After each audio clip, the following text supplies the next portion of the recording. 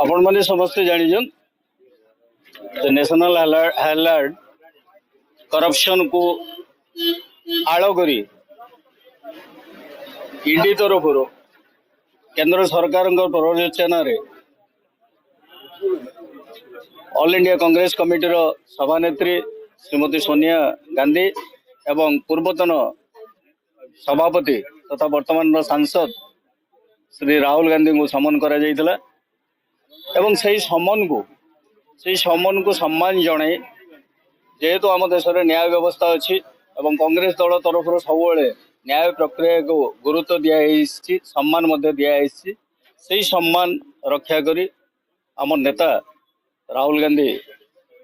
ED office को जाइए किंतु सहित कांग्रेस कर्मकर्ता किसी बाट गला प्रतिरोध करा जाइथिला जेहेतु नेता सहित से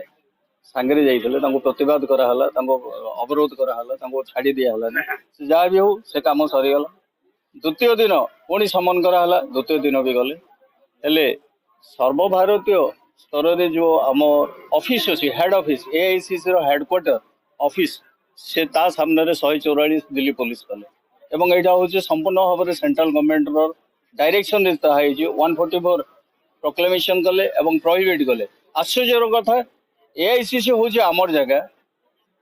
कार्यालय हूँ आमर जो कार्यालय रोकि देश स्वाधीनता स्वर उठूला देश स्वाधीनता आंदोलन सेठू होता सेठी कर्मकर्ता थे एवं देश स्वाधीन है जो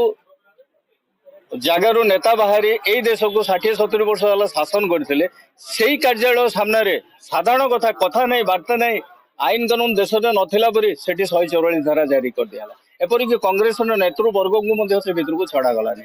एवं से तो गोटे कथा तापर से भितर को पुलिस वाले जोर जबरदस्त गेट भांगिकी पशिगले और बाड़िया पिटा कले तो यही जो दिल्ली हेडक्वार्टर रे आम देशर राजधानी रे जोटी प्रधानमंत्री अच्छा जोटी होम मिनिस्टर अच्छा जोटी आम शासन चले सेठी जदि एपरी अवस्था हम ताहले सारा भारत में आईन अव्यवस्था किपरि भाव में अच्छे आपण मैंने समस्ते जानुवे विरोध करी जो कार्यक्रम वर्तमान सारा भारत में प्रत्येक प्रदेश कांग्रेस कमिटी तरफ राजभवन काली घेराव करा डेमोन्स्ट्रेशन करा ठीक से भाव में आज खाली बौद्ध कथा नुहे सर्वभारतीय स्तर में प्रत्येक जिला सदर महाकुमा एक कार्यक्रम करा विरोध करा